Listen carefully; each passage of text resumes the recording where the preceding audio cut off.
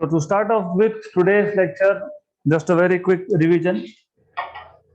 So we started with next chapter, new chapter, dual nature of radiation and matter. So dual nature of radiation, matlab radiation behaves like a wave under some circumstances and behaves like particle under some circumstances. तो ये wave nature कब होता है ये हमको already पता है. Interference, diffraction, polarization, reflection, all these phenomena prove that radiation is wave. Then there are few phenomena like photoelectric effect and Compton effect which shows that radiation is particle. Radiation has particle nature. तो हमने कल briefly introduce किया था what is photoelectric effect. तो photoelectric effect मतलब you have a metal surface when light of suitable frequency. ये suitable frequency हम क्यों बोलते हैं you will come to know today. So when light of suitable frequency is incident on this metal surface, electrons are emitted from this metal surface. And these electrons which are emitted are called as photoelectrons. Photoelectrons. Because they are incident due to photons, hence they are called as photoelectrons. Right? So this phenomena of emission of electrons from metal surface due to radiation of suitable frequency is known as photoelectric effect. और हमको photoelectric effect का experimental study करना था. We wanted to study experimentally this photoelectric effect. So we were looking at experimental setup of photoelectric effect.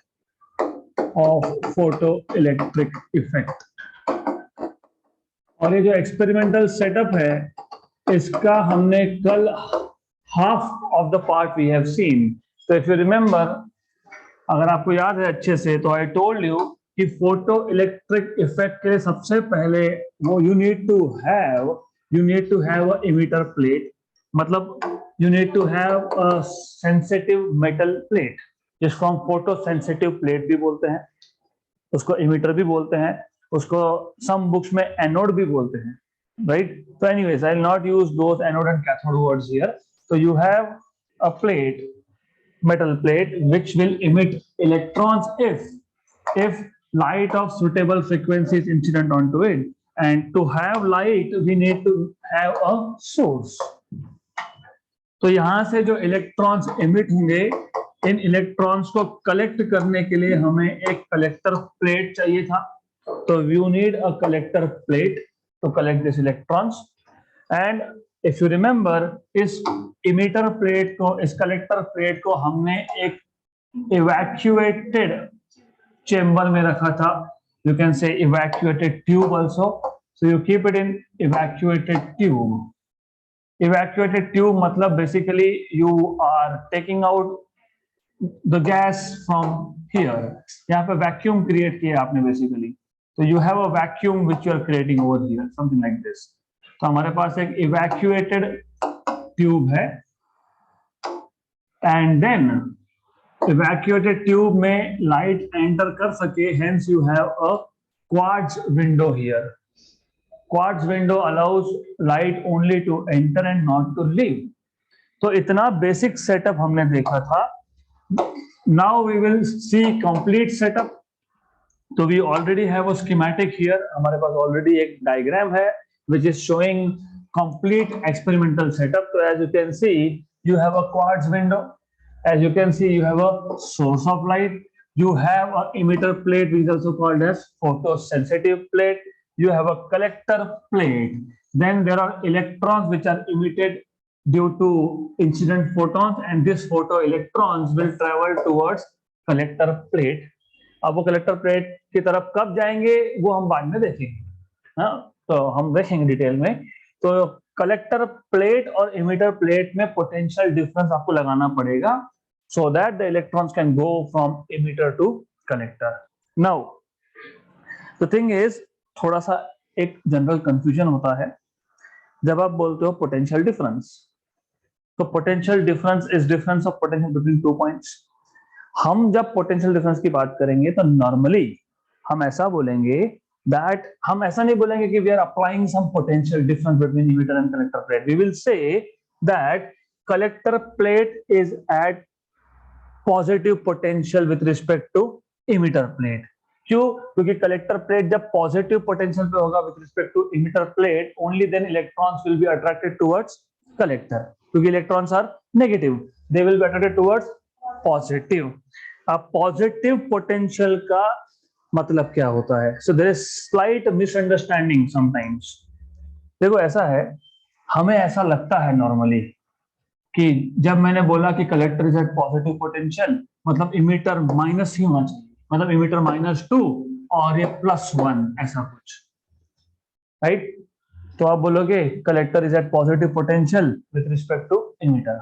That is not the truth. ऐसा हो सकता है, okay, that's also fine. Emitter is at negative potential, collector is at positive potential, हो सकता है। लेकिन ऐसा है, ऐसा भी हो सकता है कि आपने इमीटर को 0 पोटेंशियल पे रख दिया और आपने कलेक्टर को 1 वोल्ट किया, फिर भी आप वही बोलोगे कि collector is at positive potential with respect to emitter. ऐसा भी हो सकता है कि आपने इमीटर को 1 वोल्ट पे रख दिया, मतलब पॉजिटिव पोटेंशियल है, और कलेक्टर को आपने 3 वोल्ट कर दिया, इसका भी मतलब वही होता है, collector is at positive potential with respect to emitter. जो ज्यादा पॉजिटिव है उसको बोलते हैं positive potential.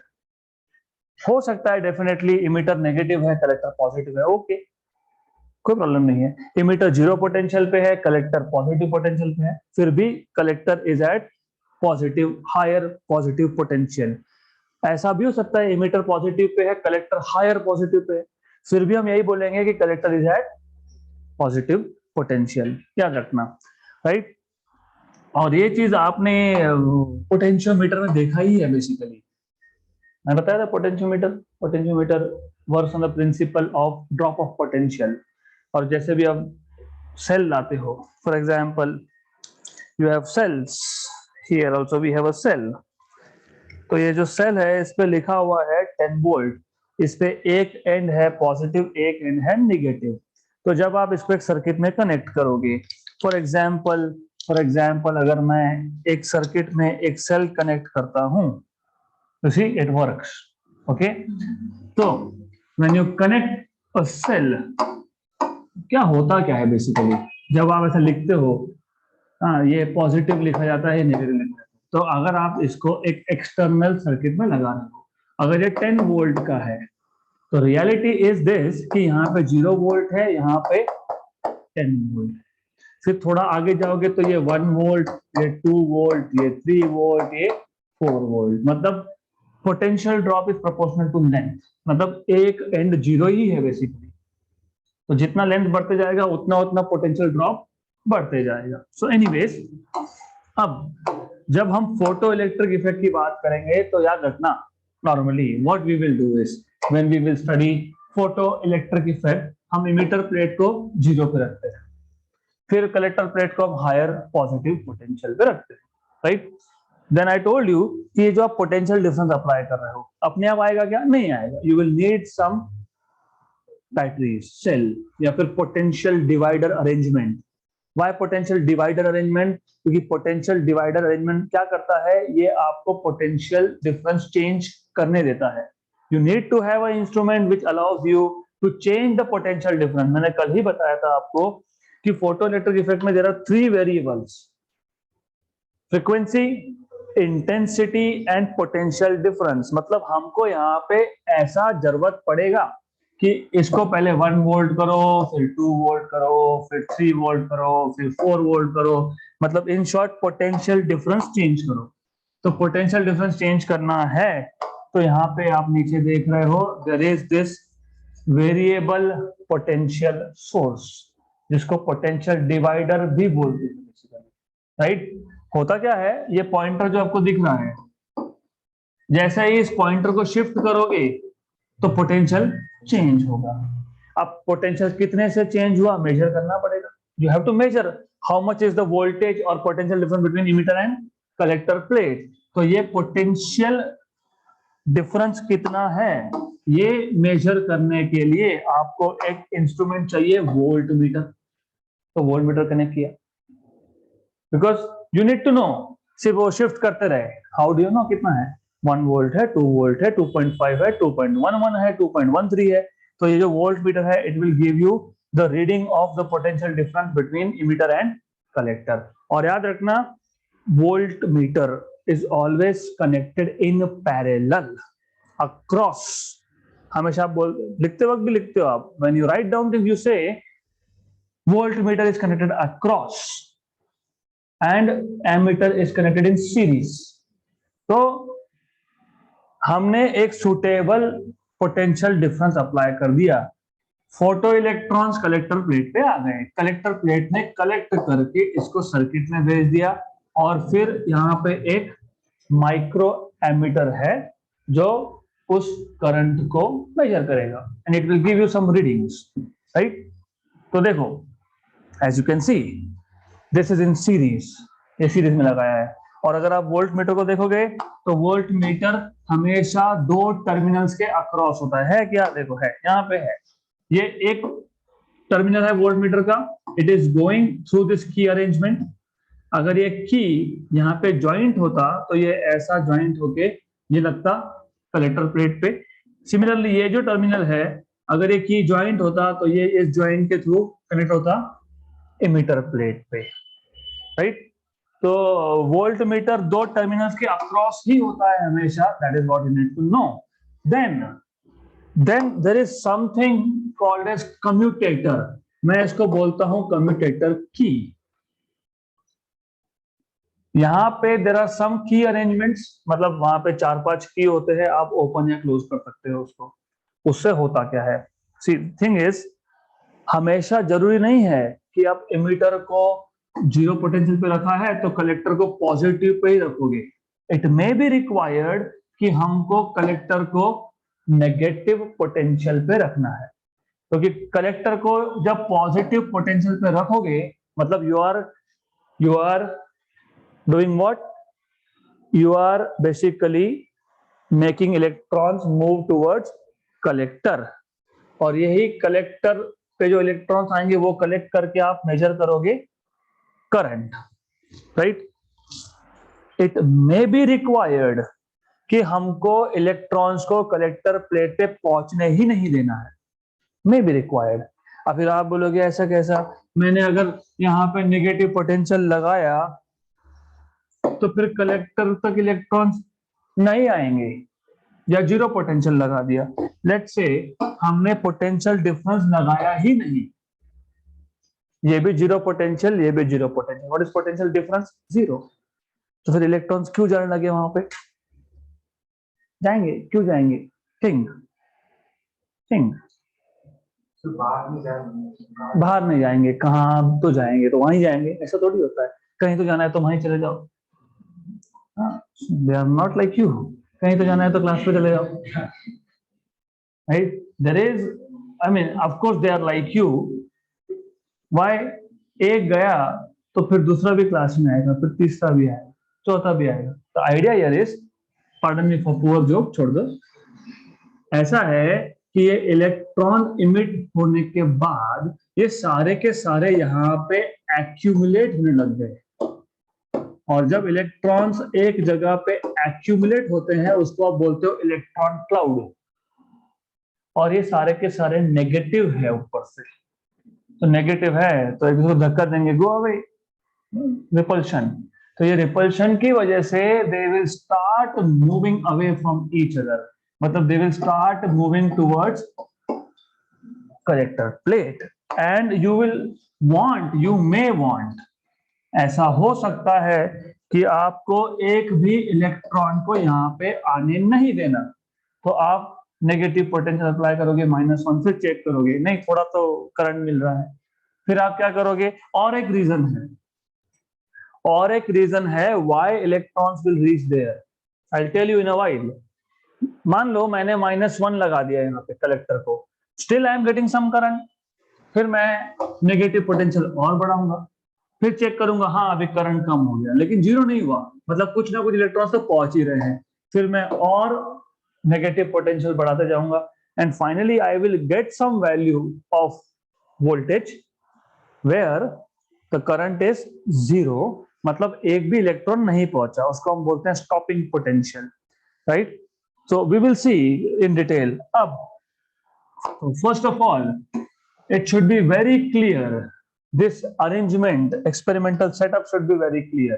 You need to have evacuated chamber, क्योंकि जब फोटो इलेक्ट्रॉन्स इमिट होने के बाद इमिटर से कलेक्टर की तरफ जाएंगे, तो अगर वहां पे गैस हुआ तो they will collide with electrons of that atoms and they may lose energy which we don't want. So there you need to have evacuated chamber. You need to have a metal plate, emitter plate, which is photosensitive. You need to have a collector plate which will collect the electrons. You need to have a source of light S. You need to have a quartz window which will allow the light to go inside. You will need to have a variable potential source which will change the potential between emitter and collector plate. You need to have a voltmeter which measures how much is the potential difference. You need to have a microammeter which will measure the photoelectric current. And you need to have lastly commutator key which is used to switch the polarity. Emitter और collector plate का जो potential है difference है, मतलब कौन सा plate positive potential पे है, कौन सा नेगेटिव पोटेंशियल पे, इसको स्विच करना पड़ा। अगर नॉर्मली तो हम कलेक्टर प्लेट को पॉजिटिव पे रखेंगे normally, but in one case you will have to change it to negative potential, तो वो switching करने के लिए commutator यूज होता है।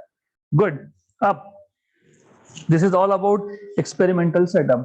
Now the important thing is what do you get from this? So what observations you can get from this? So we'll start with number one, observations from experiment on photoelectric effect. Experiment on photoelectric effect.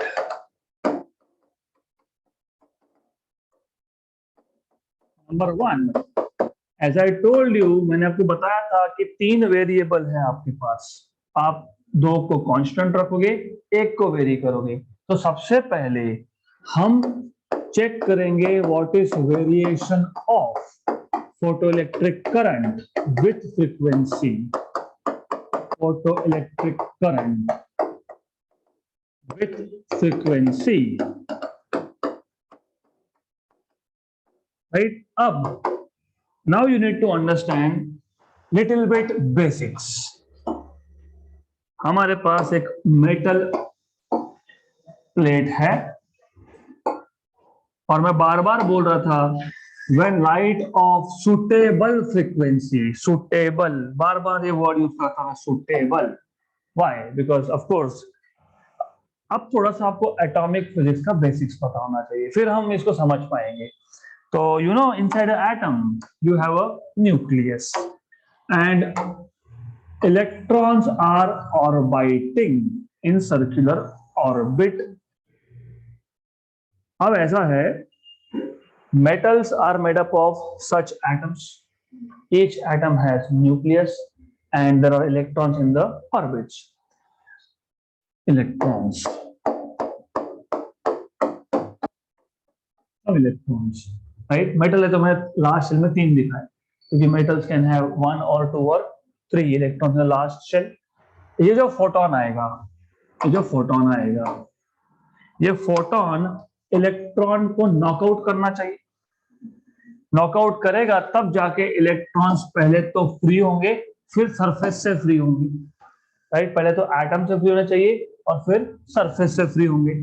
अब ये कब होगा, आपको ये पता होना चाहिए कि इलेक्ट्रॉन अगर nth ऑर्बिट में है, फर्स्ट में है, सेकंड में है, थर्ड में है, फोर्थ में, जहां भी होगा, nth ऑर्बिट में है, तो energy of electron in nth orbit is -13.6 n square electron volt. You will learn this in the next chapter, atomic physics. उसमें आएगा। तो for the timing, just know this formula, where n is principal quantum number, number of orbit.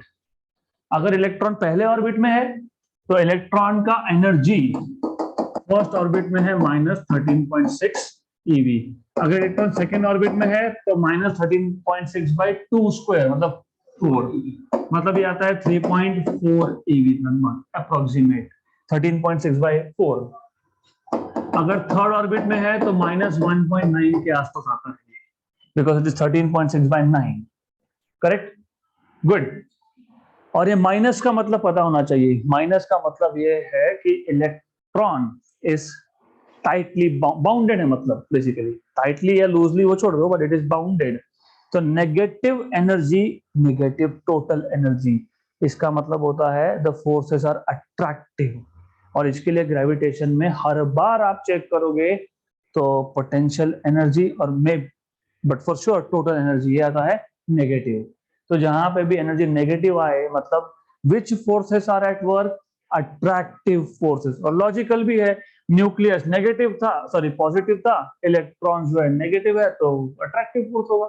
मतलब negative आना मतलब this is binding energy, electrons are bounded due to attractive force of nucleus. Correct.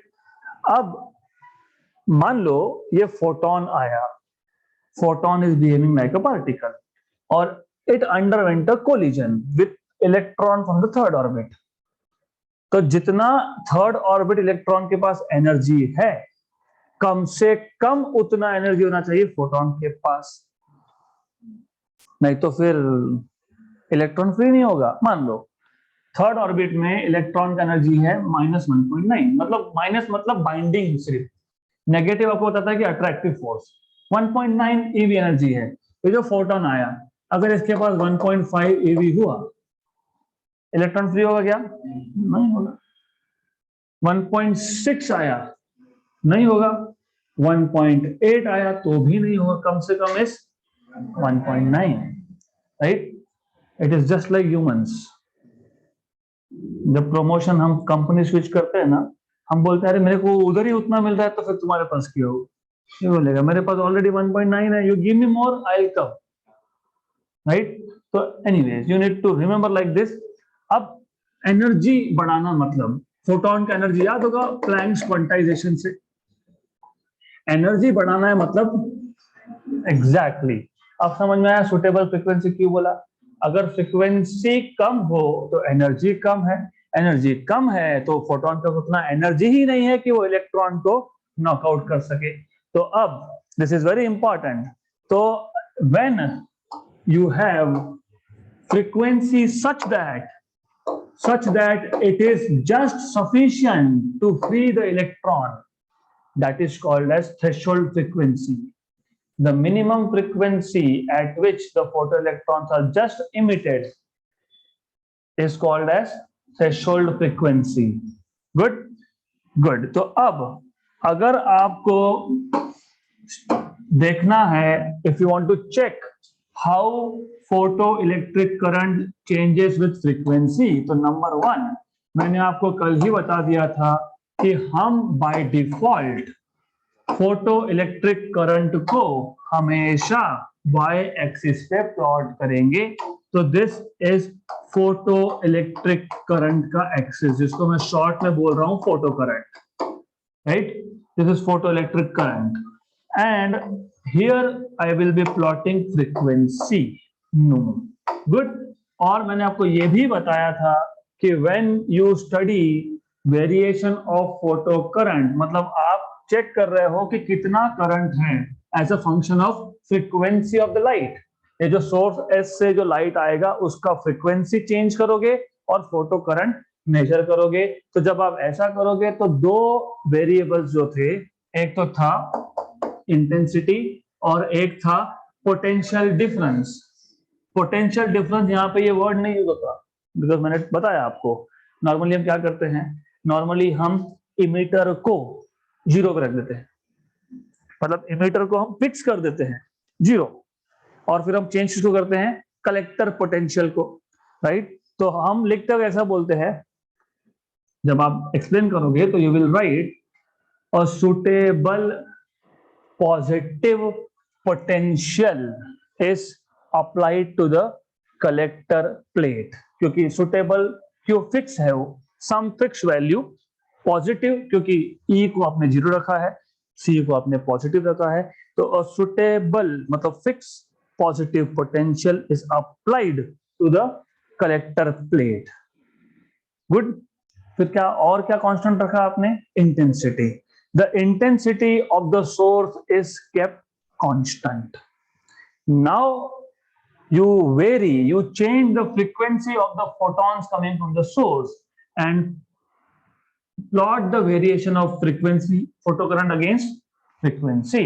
तो आपने collector plate potential को मतलब potential difference को और intensity को रखा है constant.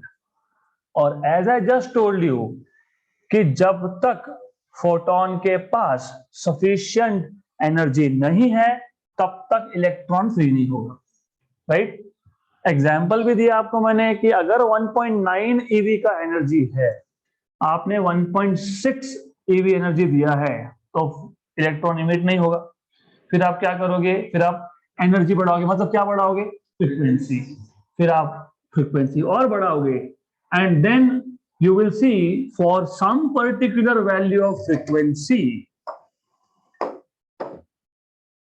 you will see that electrons are just emitted, क्योंकि इससे कम फ्रीक्वेंसी पे फोटोन का एनर्जी कम है, 1.9 है नहीं, तो इलेक्ट्रॉन इमिट होगा नहीं, मतलब nu जीरो से कम फ्रीक्वेंसी पे करंट जीरो मिलेगा, क्योंकि no electron is emitted. If there is no electron, nothing goes to collector plate, nothing goes to collector plate, nothing goes to circuit, then there is nothing through microammeter, no current. Then at this value you just start getting some current. इसको आप बोलते हो threshold frequency, the minimum value of frequency for which photoelectrons are just emitted is known as threshold। तो ये threshold है। अब इसके बाद अब 1.9 EV आ गया, हमने और बढ़ा दिया, अब तो डेफिनेटली बढ़ेगा, अब तो definitely electrons will B emitted.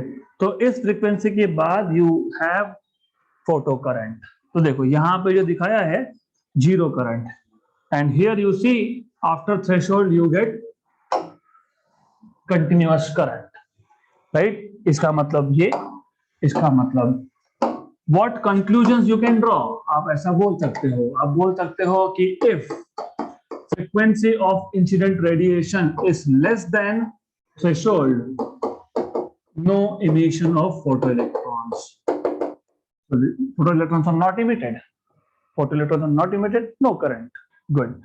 But if you have frequency greater than threshold, then there is emission of photoelectrons। याद रखना, ये आगे काम में आएगा। अभी तो आज का तो सिर्फ थ्योरेटिकल है, but later on we will make equation also and you will need this. अब या तो आप फ्रीक्वेंसी के टर्म में लिखो या फिर आप वेवलेंथ के टर्म्स में लिखो, because you know frequency and wavelength are inversely proportional. तो frequency is c by lambda, और as I told you once, अगर आपको इलेक्ट्रोमैग्नेटिक स्पेक्ट्रम अच्छे से पता है तो ये समझने में कोई प्रॉब्लम नहीं होगा, लेकिन अगर आपको नहीं पता है तो देन प्रॉब्लम ही प्रॉब्लम है। तो let us quickly go through EM spectrum. तो सबसे ज्यादा एनर्जी होता है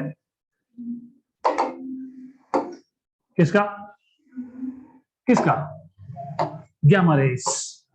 Gamma radiations are produced in nuclear reactions। highest energy मतलब highest frequency, क्योंकि E is equal to h, no, and lowest wavelength मतलब crest to crest distance is very small। Then you have X radiation Roentgen rays, which were unknown earlier then known later। Then you have ultraviolet, then you have visible, then you have inframertine, near, mid and far infrared, then you have micro, then you have radio waves। तो इसके लिए मैंने आपको बताया था कि accidentally hertz के experiment में फोटो इलेक्ट्रॉन्स का इमिशन तब हुआ जब अल्ट्रावायलेट रेडिएशन था, क्योंकि ultraviolet radiation has high energy, मतलब अल्ट्रावायलेट रेडिएशन का इतना एनर्जी है कि वो इलेक्ट्रॉन्स को नॉकआउट कर सके। विजिबल लोगे तो नहीं होगा, maybe for some metals होगा, किसी के लिए नहीं भी होगा, बट फॉर श्योर इंफ्रारेड के लिए doesn't work. Good. So you need to remember this, that as you go from left to right, left to right, left to right, wavelength is increasing, क्योंकि इसका wavelength बहुत कम होता है. This is what it is. This is what it is. Wavelength is crest to crest distance.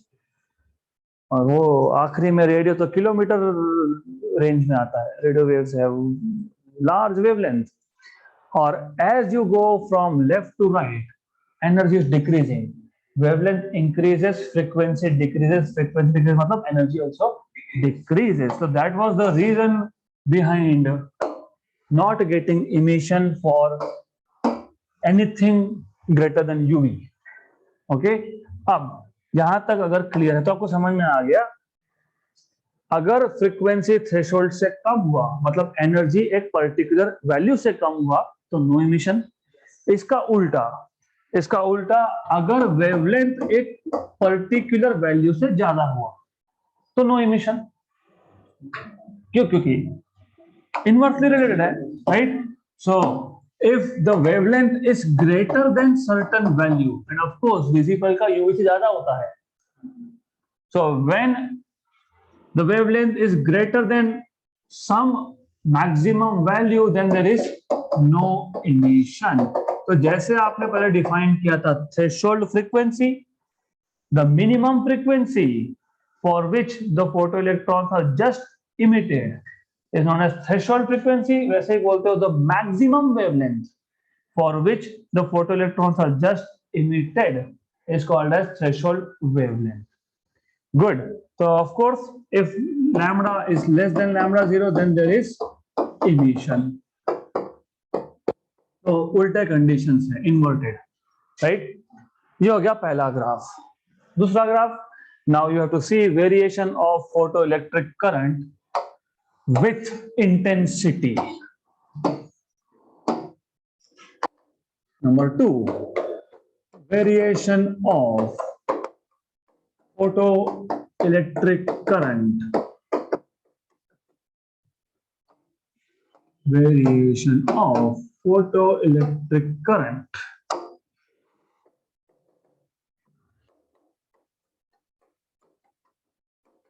with intensity.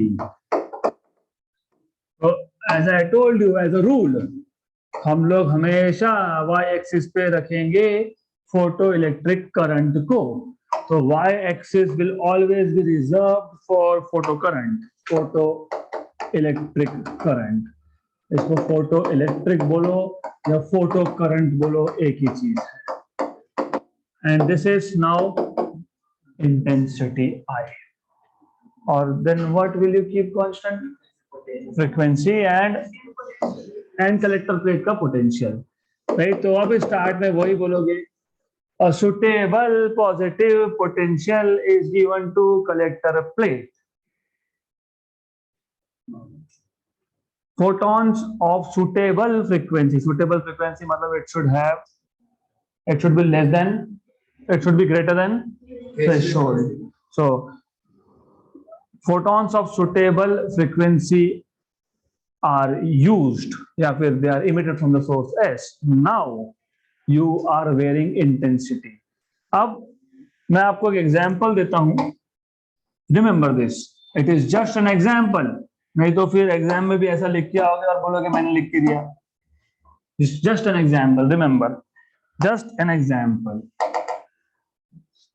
मान लो ये source है, source का इंटेंसिटी 0, मतलब सोर्स इज टर्न्ड ऑफ, मतलब नो फोटोन मतलब इमिटर प्लेट से कोई इलेक्ट्रॉन इमिट नहीं हुआ, नो फोटो इलेक्ट्रॉन. यहां से कोई इमिट नहीं होता, यहाँ पे पहुंचेगा कैसे? No photo electron is reaching collector plate. अगर कलेक्टर प्लेट पे नहीं पहुंचा तो सर्किट में जाएगा नहीं, तो no current. So zero intensity corresponds to zero current. Point at the origin, zero intensity, zero current. अब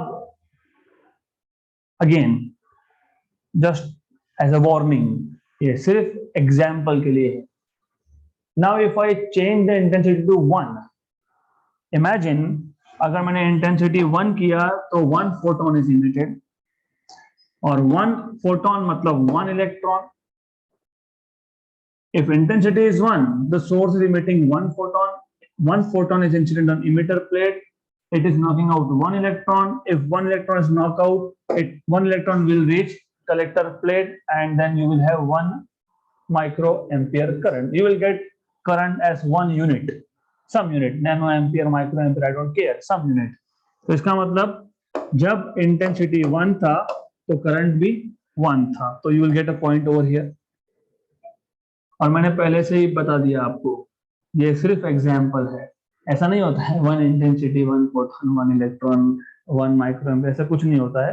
ये सिर्फ समझने के लिए कि ग्राफ ऐसा क्यों आ रहा है, जैसा भी आएगा वैसा क्यों आएगा, मैं ऐसा क्यों हूं, मैं जैसा हूं मैं वैसा क्यों हूं. It is just for that to understand. तो अब अगर इंटेंसिटी 2 करोगे तो imagine intensity 2 corresponds to 2 photons, which means 2 electrons are emitted from emitter plate, which means 2 electrons are reaching collector plate, which means 2 current, some units, मतलब ये भी 2 और यहाँ पे भी 2, something like this. 3 intensity 3 photons 3 electrons, collector plate is getting 3 electrons and so on and so forth. So ultimately you will get a straight line passing through the origin, right? अब आपके दिमाग में से ये सब शिफ्ट डिलीट कर दो, ये सिर्फ समझने के लिए था. Increasing the intensity means increasing number of photons, not energy of each photon. Energy of each photon depends on frequency, जो हमने चेंज नहीं किया, हमने पहले ही बोल दिया वो फिक्स है. So increasing the intensity means increasing number of photons, which means more photons were incident on emitter plate, which means more photoelectrons are emitted, which means more photoelectrons will reach collector plate, because definitely collector plate is at positive potential. Okay, which means more will be the current, photo current. Okay, so this is what you will get. So that's why you have a graph something like this, straight line through origin. Clear. अब तीसरा case मैं सिर्फ introduce करूंगा, और maybe because तीसरे case में और 3 cases है, so we will just see one of these. तो तीसरा, variation of photo electric current,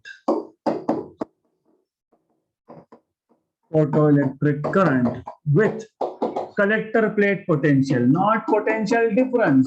मैंने बताया आपको कलेक्टर प्लेट पोटेंशियल डिफरेंस ही है, लेकिन हमने क्या किया, हमने इमिटर प्लेट को 0 पोटेंशियल पे सेट करके रख दिया, राइट. तो हम अभी वेरी किसको करेंगे, कलेक्टर प्लेट के पोटेंशियल को. इसलिए मैंने क्या बोला, variation of photoelectric current with collector plate potential, changing the potential of collector plate and keeping the emitter plate at 0 volt, which means potential difference is changing. पहले अगर 0 और 1 था तो 1 वोल्ट का पोटेंशियल डिफरेंस, फिर 0 और 2 हुआ तो 2 वोल्ट का पोटेंशियल डिफरेंस, फिर 0 और 3 हुआ तो 3 वोल्ट का potential difference, so on so forth. अब again as a rule y-axis will be taken for photocurrent, and now here you will have along x-axis collector plate potential. I will call it as V suffix C, collector plate का potential. Okay, और ये है photo current.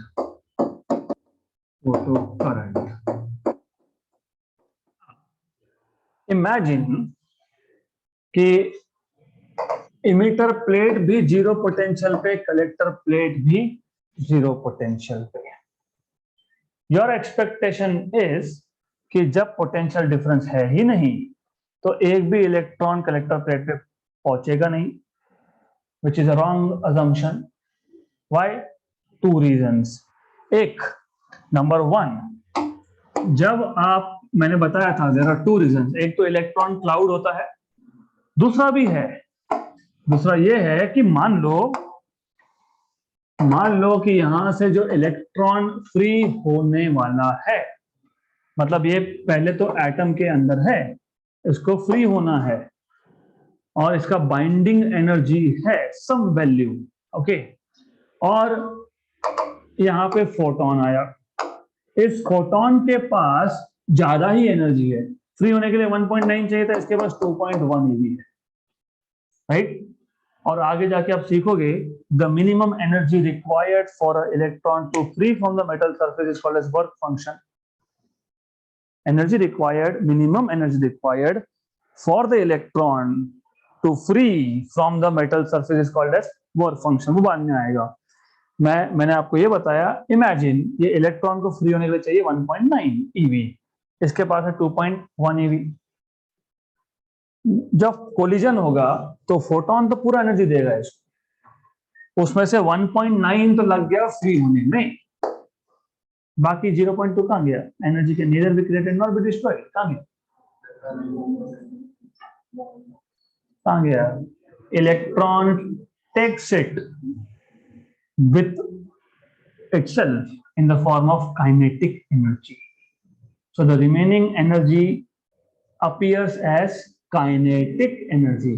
तो अब आपको समझ में आएगा कि कलेक्टर और इमीटर प्लेट इवन दो दोनों के दोनों सेम पोटेंशियल पे थे 0 हमारा एक्सपेक्टेशन ये था कि पोटेंशियल डिफरेंस नहीं है तो करंट नहीं मिलना चाहिए, लेकिन यहाँ पे पहला तो ऐसा है कि फोटोन कंटिन्यूअसली आ रहे हैं। ऐसा तो होता नहीं है कि एक फोटोन आया दूसरा आया फिर वो इलेक्ट्रॉन बोलेंगे रुक जगह नहीं है, लेट अस वेट, वैसा तो होगा नहीं। कंटिन्यूअसली फोटोन्स आर कमिंग, मतलब continuously electrons are being emitted. इसका मतलब यहाँ पे एक तो इलेक्ट्रॉन का क्लाउड है, इलेक्ट्रॉन का क्लाउड मतलब many electrons together they are repelling each other, number 1, and this electrons may have kinetic energy also. तो एक तो रिपल्शन भी है और एनर्जी भी है, so they will start moving towards collector plate. मतलब even at 0 collector potential you still have some current, मतलब ऐसा 0 नहीं मिलेगा जैसे यहाँ पे मिला था, right. So even when you have collector plate potential 0, you get some current. अब हो क्या रहा है, जब 0 collector plate potential था तो less number of electrons were reaching per second, क्योंकि charge per unit time is current। अब अगर मैंने इसको एक हायर पॉजिटिव पोटेंशियल दे दिया, मतलब अब उतने ही टाइम में पर सेकेंड में ज्यादा इलेक्ट्रॉन्स पहुंचेंगे, ज्यादा इलेक्ट्रॉन्स पहुंचना मतलब current will be more, okay. तो current will start increasing as you increase potential, तो you will get something like this, तो करंट विल स्टार्ट इंक्रीजिंग। जैसे जैसे आप कलेक्टर प्लेट के पोटेंशियल को पॉजिटिव करते जा रहे हो, 1 फिर 2 फिर 3 फिर 4 फिर 5 फिर 6, तो current is increasing. Then comes a stage which is called as saturation. मतलब अब करंट नहीं बढ़ेगा, it will become constant. अब ऐसा क्यों होगा? Remember, I told you कि जब आप कलेक्टर प्लेट के पोटेंशियल को चेंज करोगे तो आपने इंटेंसिटी और फ्रीक्वेंसी दोनों को रखा है कांस्टेंट। अब इंटेंसिटी को कांस्टेंट रखना मतलब ये होता है कि नंबर ऑफ फोटॉन्स तो कांस्टेंट ही है, आपने भले वोल्टेज बढ़ा दिया। इमेजिन मैंने इंटेंसिटी 10 कर दिया और 10 इंटेंसिटी मतलब 10 इलेक्ट्रॉन्स आर इमिटेड पर सेकेंड। तो जब 0 प्लेट पोटेंशियल था कलेक्टर पे तो 1000 पहुंच गया वहां पे, तो you have some current at 0 potential. तो जैसे पोटेंशियल बढ़ाया तो अब 10 में से 1 की जगह पे 2 3 4 5, राइट। जैसे जैसे कलेक्टर प्लेट के पोटेंशियल को बढ़ाते जा रहे हो वैसे वैसे more electrons are reaching, right. But still remember intensity is constant, मतलब number of photo electrons generated per unit time is constant. अब 10 की जगह पे 10,000 वोल्ट लगा दिया मैंने, क्या फर्क पड़ता है, इलेक्ट्रॉन्स ही 10 है।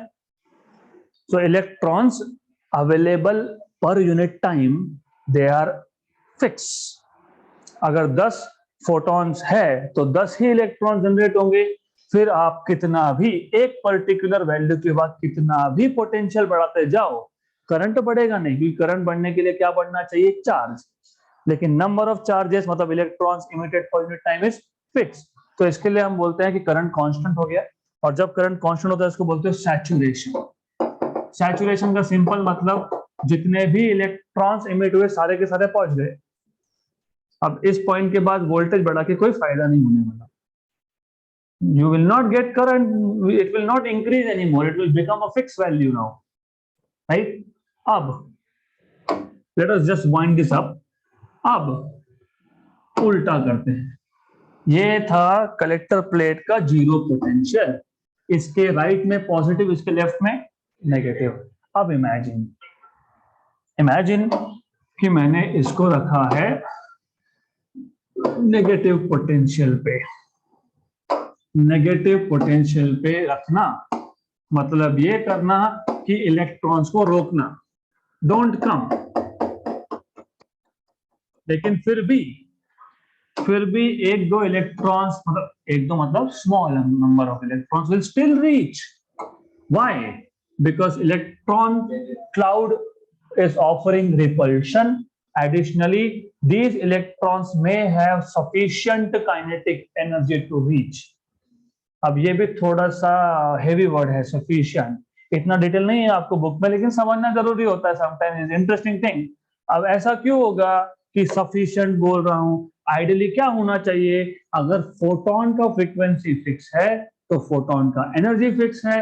फोटोन का एनर्जी फिक्स है तो जितना एनर्जी फ्री होने में लगा वो छोड़ के जितने भी इलेक्ट्रॉन्स इमिट होंगे सबके पास इक्वल काइनेटिक एनर्जी होगा। हर एक के पास 0.2 होना चाहिए। ऐसा क्यों कि किसी के पास ज्यादा किसी के पास कम है? बिकॉज नंबर वन, हमने इसको जस्ट सरफेस लेवल पे देखा ना, we have not thought of depth. क्योंकि हमेशा ऐसा नहीं होता है कि सरफेस से ही फ्री होगा, तो थोड़ा सा अंदर से भी होगा।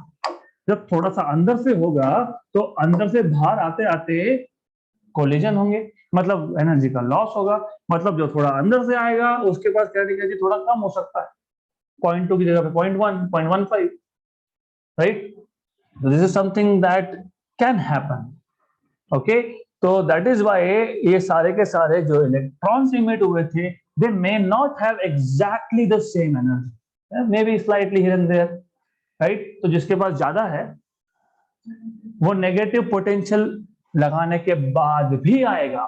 मतलब जब आप नेगेटिव पोटेंशियल लगाओगे, still there are some electrons with sufficient energy which will still be able to reach collector plate।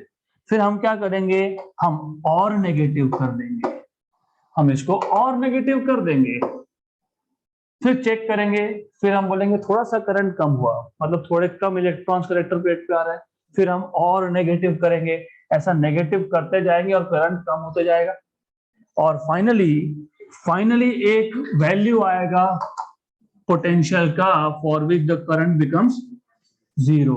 Not constant, constant is that positive side, here it is zero. इसको आप बोलते हो stopping potential, retarding potential, right? तो the potential, negative potential, क्योंकि negative है, the negative potential applied to the collector plate for which there is zero photoelectric current is called as stopping potential. Good. तो यहां तक याद रखना। अब इसके दो सब टाइप्स और है, इसके दो सब टाइप्स और है, दो ग्राफ और देखने हैं हमको, that we will do in the next session.